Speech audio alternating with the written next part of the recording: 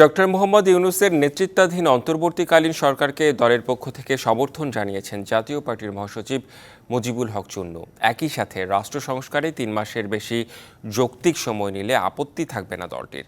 রাজধানীর বনানীতে জাতীয় পার্টির প্রধান কার্যালয়ে প্রেস ব্রিফিংয়ে তিনি এসব কথা বলেন। অন্তর্বর্তীকালীন সরকারের প্রধান উপদেষ্টা এবং যারা উপদেষ্টা হিসেবে নিয়োগ লাভ করেছেন তাদেরকে দলের পক্ষ থেকে অভিনন্দন জানাই, ধন্যবাদ জানাই এবং সমর্থন জানাই।